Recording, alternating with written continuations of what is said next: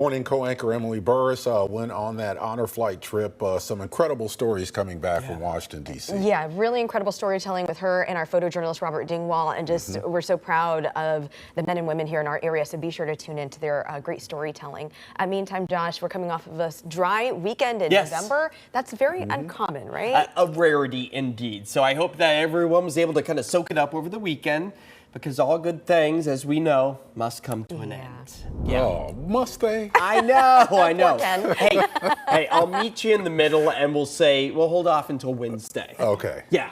So enjoy the cloud coverage and kind of that typical November styled afternoon and evening that we experienced today. Again tomorrow, bit of a time-lapse view as the sun dipped below the horizon. Again, those happening within the 4 o'clock hour. After our daytime highs managed to get back up into the mid-50s for us right here in the Rose City. Mid-60s for us further south through the Willamette Valley, and also seeing those highs in the mid to upper 50s along the coastline. But just to put it all into perspective, we were 1 degree above our average of 55 degrees for this day in the month of November. A lot of zeros, though, as far as the rain gauges go, with the exception of a couple rain droplets accumulating along the coast over the foothills of the Cascades, but just amounting to a couple of 1/100ths of an inch. As 54 degrees is where we currently reside. Overcast skies still overhead, a bit of the marine layer trying to push its way into parts of the coast, and maybe some isolated patchy fog, a possibility in some of the low-lying elevations of the Willamette Valley. As our temperatures now cooling back into the low to mid-50s across the Portland-Vancouver area.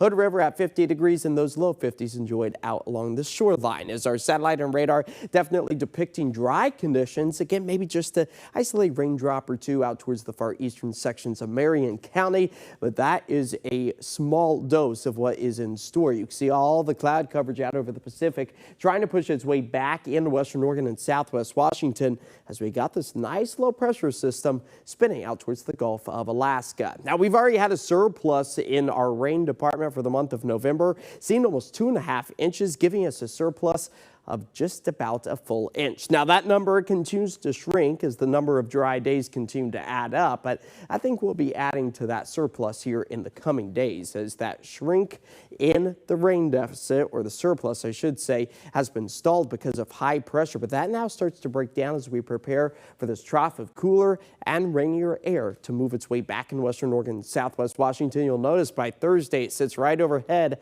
and that is expected to be one of our wettest days, at least over about the next 5 days. So we'll time everything out here with our futurecast. Dry but overcast skies to start the day. Maybe a few sun breaks, very similar to what we saw today. Again tomorrow, we pretty much hold off on the moisture until we move our way into Wednesday morning. A few scattered showers for some of us becomes a little bit more widespread by Wednesday evening, as our rain gauges, at least over the next 48 hours, really expected to stay mostly dry, but you'll notice a couple of those 1/100ths of an inch sneaking their way back onto our map.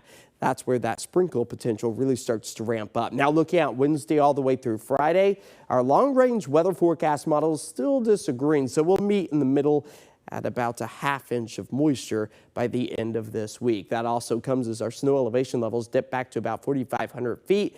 Thursday, Friday, that's where we could add up in the snow department, up in elevation. Tonight, staying dry, we fall back into the mid-40s. Tomorrow for Veterans Day, for anyone heading out to any of those parades, celebrations, or memorials, 58 is our expected high. 7-day forecast does show the return of the moisture by the middle of the week. The rain really firing up come Thursday, and unfortunately that does carry us into a soggy weekend ahead.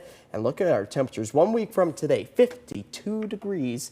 So it's about that time of year we start to see those temperatures get a little chilly, if not cool, for the daytime highs. Yeah, it is more typical for this time of year to see that, it is. right? All right. Thanks a lot, Josh. All right. We'll be right back.